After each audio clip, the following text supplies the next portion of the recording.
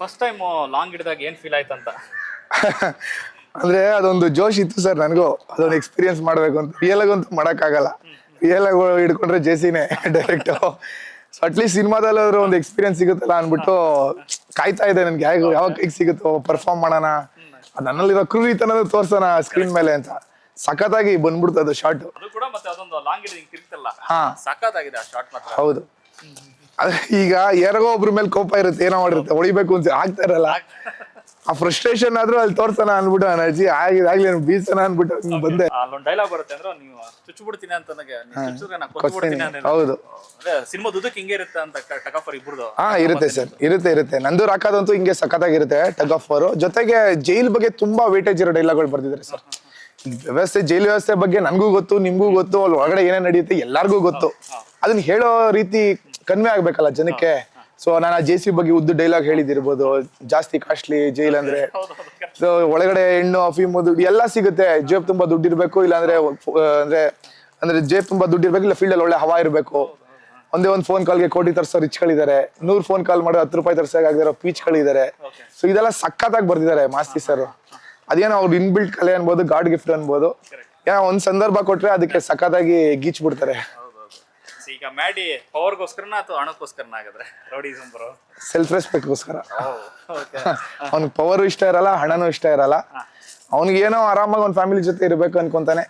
ಸಂದರ್ಭಗಳು ಅವನ್ನ ದಾರಿ ತಪ್ಪಿಸುತ್ತೆ, ಅವ್ನ ನೆಮ್ಮದಿ ಹಾಳು ಮಾಡುತ್ತೆ. ಆ ನೆಮ್ಮದಿನ ವಾಪಸ್ ಪಡ್ಕೋಬೇಕಲ್ಲ ಅಂತ ಈಗ ಹೇಳ್ತೇನೆ. ಒಂದು ಇಲ್ಲಿ ದುಡ್ಡು, ಹೆಸರು, ಪವರ್ ಇರೋರು ಮಾತ್ರ ಬದುಕ್ಬೇಕು, ಮಿಕ್ದವ್ರೆಲ್ಲ ಅವ್ರ ಕಾಲ್ ಕಡೆ ಅವ್ರು ಹೇಳ್ದಂಗೆ ಕೇಳ್ಕೊಂಡು ಬಿದ್ದಿರ್ಬೇಕು. ಬಟ್ ಮ್ಯಾಡಿ ಆ ಕ್ಯಾಟಗರಿಗೆ ಸೇರಿದವನಲ್ಲ. ಸೊ ಈ ಒಂದು ಕ್ಯಾರೆಕ್ಟರ್ ಮಾಡಿದ್ದು ಇಲ್ಲ ಸರ್. ನಾವು ಮುಂಚೆನೆ ಶೂಟ್ ಮಾಡಿದ್ವಿ, ಅದೆಲ್ಲ ಶಿವಮೊಗ್ಗದಲ್ಲಿ ಆಲ್ರೆಡಿ ಶೂಟ್ ಆಗಿತ್ತು. ಅದು ಅಂದ್ರೆ ಸರ್ ಜೈಲಲ್ಲಿ ಇದ್ರು, ಬಟ್ ಆ ವಿಡಿಯೋ ವೈರಲ್ ಆಗಿರ್ಲಿಲ್ಲ. ನಾವು ಆಲ್ರೆಡಿ ಅದೆಲ್ಲ ಶೂಟ್ ಮಾಡ್ಬಿಟ್ಟಿದ್ವಿ. ಏನೋ ಕಾಕತಾಳಿ ಅದೇ ತರ ಸಿಕ್ತು. ಸೊ ನಮ್ಗೆ ಅಂದ್ರೆ ನಾವು ಶೂಟ್ ಮಾಡಿದ್ದೆಲ್ಲ ರೆಫರೆನ್ಸ್ ಅದೇ ರೀತಿ ಬರ್ತಾ ಇದೆಯಲ್ಲ, ಇದನ್ನ ಯಾಕೆ ನಾವು ಟ್ರಿಲ್ಲರಲ್ಲಿ ಪ್ಲೇಸ್ ಮಾಡಬಾರ್ದು ಅಂತ ಹೇಳಿ ನಾವು ಶೂಟ್ ಇನ್ನ ಸ್ವಲ್ಪ ಜನಕ್ಕೆ ಹತ್ರ ಆಗ್ಲಿ ಅನ್ನೋ ತರ. ಅಂದ್ರೆ ನಾವು ರಿಯಾಲಿಟಿನೇ ತೋರ್ಸಕ್ ಹೋಗಿದೀವಲ್ಲ. ಅಂಡ್ ನೋಡ್ತಾ ಇದೀವಿ ಸರ್, ಎಷ್ಟು ಮೊಬೈಲು ಟೆರರಿಸ್ಟ್ ಕೈಲಿ ಮೊಬೈಲ್ ಸಿಗುತ್ತೆ, ಒಳಗಡೆ ಗಾಂಜಾ ಸಿಗುತ್ತೆ, ಎಲ್ಲ ಸಿಗುತ್ತೆ. ಅಂದ್ರೆ ಬರ್ತ್ಡೇ ಪಾರ್ಟಿಗಳು ಮಾಡ್ತಾರೆ, ಕೇಕ್ ಕತ್ತರಿಸ್ತಾರೆ, ಟಿವಿ ಇರುತ್ತೆ, ನಿಮ್ಗೆಲ್ಲ ಇರುತ್ತಲ್ಲ. ನಾವು ಆಲ್ರೆಡಿ ಅದನ್ನೆಲ್ಲ ಸಿನಿಮಾ ಶೂಟ್ ಮಾಡಿದ್ವಿ. ಇತ್ತೀಚೆಗೆ ಬಂದಿರೋ ಹರಿದಾಡಿರೋ ಸುದ್ದಿಗಳಷ್ಟೇ ಇದೆಲ್ಲ. ರಾಕನ್ ಬಗ್ಗೆ ಮಾತಾಡ್ತಿದೆ.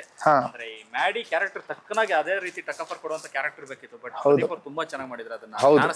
ಹೌದು ಸರ್, ಹೌದು. ಅವರ basically is a body builder, international body builder. ಅಂದ್ರೆ ಅವರು ಬರೀ ಅಂದ್ರೆ ಬೆಳಿಗ್ಗೆ ಎದ್ರೆ ಜಿಮ್ಮು, ವರ್ಕೌಟ್ ಈ ರೀತಿ ಇದ್ರು. ನಮ್ಗೆ ಆತರ ನಮ್ ಇಂಡಸ್ಟ್ರಿಯಲ್ಲಿ ಯಾರು ನಮ್ ಕಣ್ಣು ಕಾಣಿಸ್ತಾ ಇರ್ಲಿಲ್ಲ. ಈ ತರ ಒಂದು ಅಜಾನುಭವ ಬೇಕಲ್ಲ, ಅಂದ್ರೆ ವಿಲನ್ ಅಂದ್ರೆ ಆ ಫೀಲ್ ಆಗ್ಬೇಕು, ಆ ಒಂದು ಕ್ರೂರಿ ಅದೆಲ್ಲ ಕಾಣಿಸ್ಬೇಕಲ್ಲ ಮುಖದಲ್ಲಿ ಅಂತ ಹುಡುಕ್ತಾ ಇದ್ವಿ.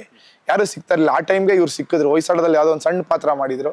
ಸೊ ಆ ರೆಫರೆನ್ಸ್ ಅಲ್ಲಿ ನಮ್ಮ ಒಂದು ಆಫೀಸಿಗೆ ಬಂದ್ರು. ಅವ್ರನ್ನ ಚೆನ್ನಾಗಿ ಟ್ಯೂನ್ ಮಾಡಿ, ಇದು ಬಾಡಿ ಬಿಲ್ಡಿಂಗ್ ಅಲ್ಲ, ಇದು ಆಕ್ಟಿಂಗ್ ಅಂತ ಹೇಳ್ಕೊಟ್ಟು, ಅವ್ರಿಗೆ ಬಾಡಿ ಲ್ಯಾಂಗ್ವೇಜ್ ಇಂದ ಹಿಡಿದು ಅದೊಂದು ಎಕ್ಸ್ಪ್ರೆಷನ್ ಗಳಿಂದ ಹಿಡಿದು ಸಖತ್ತಾಗಿ ವರ್ಕ್ಶಾಪ್ ಆಯ್ತು ಅವ್ರಿಗೂ ಆಫೀಸಲ್ಲಿ. ಅಷ್ಟು ಚೆನ್ನಾಗಿ ಅವರು ಹಂಗೆ ಆಡಿದ್ರು. ಬಟ್ ಫೈಟ್ಗಳಲ್ಲಿ ಸಕ್ಕಾಪಟ್ಟೆ ಹೊಡೆದಿದ್ದಾರೆ. ಅಂದ್ರೆ ಚೋಕ್ ಎಲ್ಲ ಮಾಡೋ, ರಿಯಲ್ ಆಗಿ ಚೋಕ್ ಮಾಡ್ಬಿಡೋರು. ಸರ್ ಆಕ್ಟಿಂಗ್ ಮಾಡಿ ಅಂತೆಲ್ಲ ರಿಕ್ವೆಸ್ಟ್ ಮಾಡ್ಕೋತಾ ಇದೆ. ಬಟ್ ಪಾಪ ಅವ್ರು ಏನ್ ಮಾಡ್ತೀರಾ, ಅವ್ರಿಗಿರೋ ಒಂದು ಮಸಲ್ಸ್ಗೆ ಅವ್ರ ಮಸಲ್ಸ್ ಅವ್ರ ಮಾತೆ ಕೇಳಲ್ಲ, ಹಂಗಿದೆ ಅವ್ರದ್ದು ಬಾಡಿ. ಸೊ ಅವ್ರಿಗೆ ಏನ್ ಮಾಡ್ತಾ ಇದೀನಿ ಅನ್ನೋದೇ ಗೊತ್ತಾಗಲ್ಲ. ಹಿಂಗ್ ಹಾಕಿ ಇಟ್ಕೊಂಡ್ಬಿಟ್ರೆ ನನಗೆ ಬಡ್ಕೊಂತ ಇದೆ, ನಾನು ಈ ನಿಧಾನಕ್ಕೆ ಹಿಡೀರಿ ಅಂತೆಲ್ಲ. ಸೊ ಅದು ಚೆನ್ನಾಗಿತ್ತು ಸರ್, ಒಂದ್ ಒಳ್ಳೆ ಎಕ್ಸ್ಪೀರಿಯನ್ಸ್, ಸಖತ್ತಾಗಿತ್ತು. ಮೊದಲು ಮಾತಾಡ್ತಾ ಹೇಳ್ತಾ ಇದ್ರಿ ಅಂದ್ರೆ ಒಂದು ರಿಯಲ್ ಸ್ಟಂಟ್ ಗಳು ಮಾಡಿದ್ವಿ ಅಂತ. ಸೊ ಅಲ್ಲಿ ರಿಸ್ಕ್ ಆ ಮಟ್ಟಿಗೆ ತಗೋಬೇಕಾಗಿತ್ತ ಅಂತ ಈ ಸಿನಿಮಾಗೆ? ಅಂದ್ರೆ ಬೇಕಿತ್ತು ಸರ್, ಯಾಕೆಂದ್ರೆ ನ್ಯಾಚುರಲ್ ಆಗಿ ಮಾಡ್ತೀವಿ, ಆರ್ಗ್ಯಾನಿಕ್ ಆಗಿ ಓಡ್ಬೇಕು ಅಂದಾಗ ಅದು ಅದೇ ರೀತಿ ಮಾಡ್ಬೇಕಿತ್ತು. ಆಕ್ಚುಲಿ ರಿಯಲ್ ಆಗಿ ಹೊಡೆದಾಡ್ಬಿಟ್ಟಿದೀವಿ ಬಿಡಿ. ರಿಯಲ್ ಆಗಿ ಹೊಡೆಯೋದು, ಮಾಡೋದು, ಆ ಚೋಕ್ ಮಾಡೋದು, ತೆಗೆದು ಟೈರ್ ಮೇಲೆ ಬಿಸಾಕೋದು, ಸೊ ಇದೆಲ್ಲ ಆಲ್ಮೋಸ್ಟ್ ಎಲ್ಲ ನ್ಯಾಚುರಲ್ ಆಗೇ ಇದೆ. And Arjun master sir natural ಆಗಿ ಮಾಡ್ಸೋರು, ಅದು ರಿಯಲ್ ಆಗಿ ಕಾಣಿಸ್ಬೇಕು ಅಂತ ಹೇಳಿ. ಸೊ ಏನ್ ಪರವಾಗಿಲ್ಲ, ಏನ್ 3 ದಿನ ತಾನೇ ಓಡಿಸ್ಕೊಂಡ್ರು ಪರವಾಗಿಲ್ಲ, ನೋವಾದ್ರೂ ಪರವಾಗಿಲ್ಲ. ಅಲ್ಟಿಮೇಟ್ಲಿ ಸಿನಿಮಾಗೋಸ್ಕರ ಮಾಡ್ತಾ ಇರೋದು.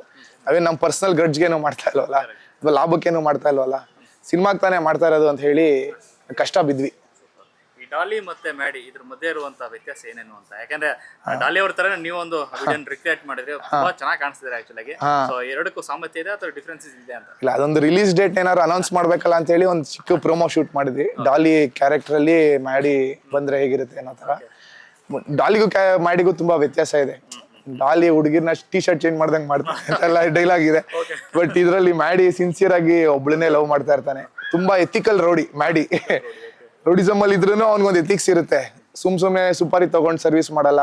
ಅಲ್ಲಿ ಏನೋ ಒಂದು ನ್ಯಾಯ ಇದೆ, ಒಬ್ಬ ನ್ಯಾಯ ಸಿಗುತ್ತೆ ಅಂದ್ರೆ ಅವನು ಅದಕ್ಕೆ ಕೈ ಜೋಡಿಸ್ತಾನೆ. ಈ ತರ ಒಂದು ಕ್ಯಾರೆಕ್ಟರ್ ಮ್ಯಾಡಿದು. ಸೊ ಡಾಲಿಗೂ ಮ್ಯಾಡಿಗೂ ತುಂಬಾ ವ್ಯತ್ಯಾಸನೇ ಇದೆ. ಹೋಮ್ ಸಿನಿಮಾದಲ್ಲಿ ಹೇಳಿದಂಗೆ ಅಂದ್ರೆ ಒಳ್ಳೆ ವ್ಯಕ್ತಿತ್ವನ ಅಥವಾ ವ್ಯಕ್ತಿಯನ್ನ ಟಚ್ ಮಾಡಿದ್ರೆ ಯಾವ ರೀತಿ ಬದಲಾಗ್ತಾನೆ, ಯಾವ ಮಟ್ಟಿಗೆ ಕ್ರೂರಿ ಆಗ್ತಾನೆ ಅನ್ನೋ ರೀತಿಗೆ ಮ್ಯಾಡಿ ಒಂದು ಉದಾಹರಣೆ ಆಗ್ಬೋದಾ? 100% ಸರ್. ಅದು ಅಂದ್ರೆ ರೂಟ್ ಅದೇ ಇದ್ದೇ ಇರುತ್ತೆ. ನಾವು ಅದನ್ನ ಒಪ್ಕೊಳ್ಳೇಬೇಕು. ಯಾಕೆಂದ್ರೆ ಒಬ್ಬ ಇನ್ನೋಸೆಂಟ್ ನ ಕೆಣಕಿದ್ರೆ ಅವ್ನು ಯಾವ ಮಟ್ಟಕ್ಕೆ ಕ್ರೂರಿ ಆಗ್ತಾನೆ ಅನ್ನೋದು ನಾವು ಅದನ್ನ ಇನ್ಸ್ಪೈರ್ ಆಗೇ ಮಾಡಿದೀವಿ. ಅದ್ರಲ್ಲಿ ಏನಿಲ್ಲ ಅಂತ ನಾವು ಹೇಳಕ್ ಹೋಗಲ್ಲ. ಸಾಮಾನ್ಯವಾಗಿ ಈ ತರದೊಂದು ಸ್ಟೋರಿ ಮತ್ತೆ ಸ್ಟೋರಿ ಲೈನ್ ಕೇಳಿದಾಗ ಎಲ್ಲರ ತಲೆ ಬರೋದೇನು ಅಂತಂದ್ರೆ ಇವರು ಒಂದು ರೀತಿ ಈ ಸೆಂಟರ್ಗೆ ಬಿ ಸೆಂಟರ್ ಅಥವಾ ಸಿ ಸೆಂಟರ್ ಅಥವಾ ಈ ತರ ಮಾತ್ರ ಸಿನಿಮಾ ನೋಡ್ಬೇಕು ಅನ್ನೋ ತರ ಇರುತ್ತೆ. ಬಟ್ ಎಲ್ಲೋ ಒಂದ್ ಕಡೆ ಜೇಸಿ ನೋಡಿದಾಗ ಕನೆಕ್ಷನ್ ವಿಚಾರ ನೋಡಿದ್ರೆ ತಂದೆ ಮಗಂದಾಗ್ಲಿ ಲವ್ ಸ್ಟೋರಿದಾಗ್ಲಿ ಅಂದ್ರೆ ಫ್ಯಾಮಿಲಿ ಓರಿಯೆಂಟೆಡ್ ಸಿನಿಮಾನೇ ಆಗಿರ್ಬೋದಾ ಅಂತ ಇದು. ಖಂಡಿತ ಸರ್, ಖಂಡಿತ ಫ್ಯಾಮಿಲಿ ನೋಡ್ಬೋದು. ಖಂಡಿತ ಸರ್. ತಂದೆ ತಾಯಿ ತಮ್ಮ ಮಕ್ಳ ಜೊತೆ ಬಂದು ನೋಡುವಂತ ಸಿನಿಮಾನೇ. ಯಾಕೆಂದ್ರೆ ಎಲ್ಲರೂ ಒಂದು ಮೆಸೇಜ್ ತಗೊಂಡು ಹೋಗೋದಂತ ಇದೆ ಈ ಸಿನಿಮಾದಲ್ಲಿ. ತಂದೆ ತಾಯಿ ಮಕ್ಳಿಗೆ ಹೇಳ್ಕೊಡೋದಿದೆ, ಮಕ್ಕಳು ಅದನ್ನ ನೋಡಿ ತಿದ್ಕೊಳ್ಳೋದಿದೆ. ಸೊ ಇಡೀ ಫ್ಯಾಮಿಲಿ ವರ್ಗನೇ ಕುತ್ಕೊಂಡು ನೋಡುವಂತ ಸಬ್ಜೆಕ್ಟ್. ಒಂದು ಅವೇರ್ನೆಸ್, ಒಂದು ಕಾಷನ್ ಕೊಡ್ತಾ ಇದೀವಿ. ಹೌದು ಹೌದು, ಒಂದು ಮಾಸ್ ಆಗಿ ಮಸಾಲ ಇದ್ರನೇ ಅಲ್ವಾ ಸರ್ ನೋಡೋದು ಜನ. ನೀವು ಯಾವ್ದೇ ಸಿನಿಮಾ ತಗೊಳ್ಳಿ, ವಾಡಿಕೆನೆ ಇದೆಯಲ್ಲ ಸಿನಿಮಾದಲ್ಲಿ, crime and sex always cells ಅಂತ. ಸೊ ನೀವ್ ಏನೇ ಸಿನಿಮಾ ಮಾಡಿದ್ರು ಅದ್ರ ಬಗ್ಗೆ ಖಂಡಿತ ಹೊಡೋದು. ಟಾಕ್ಸಿಕ್ ಟ್ರೇಲರ್ ಉದಾಹರಣೆ ಅದಕ್ಕೆ. ಯಾವ ಮಟ್ಟಿಗೆ ಸುದ್ದಿ ಆಯ್ತು, ಯಾವ ಮಟ್ಟಿಗೆ ಏನೇ ವಿಮರ್ಶೆಗಳು ಬರ್ಬೋದು, ಬಟ್ ವ್ಯಾಪಾರ ಅಂತೂ ಆಗ್ತಾನೆ ಇದೆ, ಜನ ನೋಡ್ತಾನೆ ಇದಾರೆ. ಸೊ ಅದೇನ್ ನಾವೇನೋ ಹೇಳ್ಬಿಟ್ಟಿದೀವಿ ಅನ್ನೋದಕ್ಕೆ ಸಮಾಜ ಅದನ್ನ ನೋಡ್ಕೊಂಡು ತಿದ್ಕೊಂಡು ಇಲ್ಲ. ಬಟ್ ನಮ್ ಸಿನಿಮಾದಲ್ಲಿ ಆ ಎಫರ್ಟು ಕೂಡ ಹಾಕಿದೀವಿ. ನಾವ್ ಏನೇ ರೌಡಿಸಮ್ ಸಿನಿಮಾ ಮಾಡಿದ್ರು ಕೂಡ ಎಂಡ್ ಆಫ್ ದ ಸಿನಿಮಾ ಅದ್ರಲ್ಲಿ ಒಂದು ಒಳ್ಳೆ ಸೋಷಿಯಲ್ ಮೆಸೇಜ್ ಕೊಟ್ಟಿದೀವಿ. ಏನಾಗುತ್ತೆ ನೀವು ಇದೆಲ್ಲ ಒಳಗಡೆ ಎಂಟ್ರ್ ಆದ್ರೆ ನೋಡೋದಕ್ಕೆ ಕೇಳೋದಕ್ಕೆ ತುಂಬಾ ಚೆನ್ನಾಗಿ ಕಾಣಿಸುತ್ತೆ. ಬಟ್ ಅನುಭವಿಸೋರ್ಗೆ ಗೊತ್ತು ಅದೆಷ್ಟು ಕಷ್ಟ ಅಂತ ಹೇಳಿ. ಸೊ ನೀವು ಆರಾಮಾಗಿರಿ, ಏನು ಕಾನೂನ ಕೈಗೆ ತಗೋಬೇಡಿ ಅಂತ ಹೇಳಕ್ ಹೊರಟಿದ್ವಿ. ಪ್ರೀ ರಿಲೀಸ್ ಬಿಸ್ನೆಸ್ ಕೂಡ ತುಂಬಾ ದೊಡ್ಡ ಮಟ್ಟಕ್ಕಾಗಿದೆ, ಚೆನ್ನಾಗಿದೆ. ಹೌದು ಸರ್. ತೆಲುಗುಯಿಂದೆಲ್ಲ ಡಿಸ್ಟ್ರಿಬ್ಯೂಟರ್ಸ್ ಬಂದಿದ್ರು. ಅಂದ್ರೆ ನನ್ನಂತ ಹೊಸಬಂಗೆ ಸುಮ್ನೆ ಒಂದು ಮೌತ್ ಆಫ್ ವರ್ಡ್ ಅಲ್ಲಿ ಸ್ಪ್ರೆಡ್ ಆಗಿ ಮಾಡ್ಬೇಕಲ್ಲ ಅಂತ ಕೇಳ್ಕೊಂಡ್ ಬಂದಿದ್ರು. ಅದು ಧನಂಜಯ್ ಸರ್ ಮಾತಾಡ್ತಾ ಇದ್ದಾರೆ. ಅದೆಲ್ಲ ಏನಿದ್ರು ಔಟ್ ಪಾರ್ಟ್ ಆಫ್ ಇದು. ಬಟ್ ಒಳ್ಳೊಳ್ಳೆ ಅಂದ್ರೆ ದೊಡ್ಡ ದೊಡ್ಡ ಸಂಸ್ಥೆಗಳು ಕೇಳ್ತಾ ಇದಾರೆ ಅಂತ ಕೇಳ್ಪಟ್ಟಿದೀನಿ. ಖುಷಿ ಆಗುತ್ತೆ ಸರ್. ಅಂದ್ರೆ ನನ್ನಂತ ಅಂದ್ರೆ ಹೊಸ ತಿರ್ಗಾ ರೀಇಂಟ್ರೊಡ್ಯೂಸ್ ಅಂದ್ರೆ ಹೊಸ ಸಬ್ಜೆಕ್ಟೇ, ಹೊಸ ಹೀರೋ ಅಂತಾನೆ ನಾನು ಮತ್ತೆ ಬರ್ತಾ ಇರೋದು. ಈ ಒಂದು ಸಬ್ಜೆಕ್ಟ್ ಅಲ್ಟಿಮೇಟ್ಲಿ ಸಬ್ಜೆಕ್ಟ್ ಮಾತಾಡ್ತಾ ಇದೆ. ಇದು ನಾನಾಗ್ಲಿ ಯಾರಾಗ್ಲಿ ಅಲ್ಲ, ನಾವು ಪಟ್ಟಿರೋಂಥ ಶ್ರಮಕ್ಕೆ ಇವತ್ತು ಬೆಲೆ ಸಿಗ್ತಾ ಇದೆ ಅಂತ ಹೇಳ್ಬೋದು. ಹೌದು, ಕಮ್ಮಿ ಆದಷ್ಟು ಭಯ ಜಾಸ್ತಿ ಆಗ್ತಿದೆ ಅಂತ ಇದ್ದೇನೆ ಬರ್ತಾ ಇಲ್ಲ ಸರ್. ಯಾಕಂದ್ರೆ ಒಂದು ಇಷ್ಟು ವರ್ಷ ಕನ್ಸ್ ಕಂಡ್ಬಿಟ್ಟಿದೀನಿ, ಏನೋ ಒಂದು ಇಷ್ಟೆಲ್ಲ ಶ್ರಮ ಹಾಕ್ಬಿಟ್ಟಿದೀವಿ. ಟೈಮು, ನಮ್ಗೆ ಯೌವನ, ಏಜು ಏನು ಅನ್ಭವಿಸ್ದೆ ನಾವು ಎಲ್ಲ ಸಿನಿಮಾಗೇನೆ ಎಲ್ಲ ಟೈಮ್ ಕೊಟ್ಬಿಟ್ಟಿದೀವಿ. ಅಲ್ಟಿಮೇಟ್ಲಿ ಅದು ದೊಡ್ಡ ಸ್ಕ್ರೀನ್ ಅಲ್ಲಿ ನೋಡಿದಾಗ ಜನ ಯಾವ ರೀತಿ ನಮ್ನ ಅಕ್ಸೆಪ್ಟ್ ಮಾಡ್ತಾರೆ ಅನ್ನೋದು ಕಾಡ್ತಾ ಇರುತ್ತೆ. ರಾತ್ರಿ ಆದ್ರೆ ಕಣ್ಣು ಮುಚ್ಚಿದ್ರು ಕಣ್ಣು ನಿದ್ದೆ ಬರಲ್ಲ. 16ನೇ ತಾರೀಕು ತನಕನೂ ಅದು ನೋಡೋಣ. 6ನೇ ತಾರೀಕು ಆದ್ಮೇಲೆ ಯಾವ ರೀತಿ ಆಗುತ್ತೋ, ನಾವು ಮತ್ತೆ ಪ್ರಯತ್ನ ಪಡ್ಬೇಕಾ, ಇಲ್ಲ ಜನ ಒಪ್ಕೊಂಡು ಇನ್ನ ದೊಡ್ಡ ಮಟ್ಟಕ್ಕೆ ನಮ್ಮನ್ನ ತಗೊಂಡೋಗ್ತಾರ. ಇದನ್ನ ಕಾತುರದಿಂದ ಕಾಯ್ತಾ ಇದ್ದೀನಿ.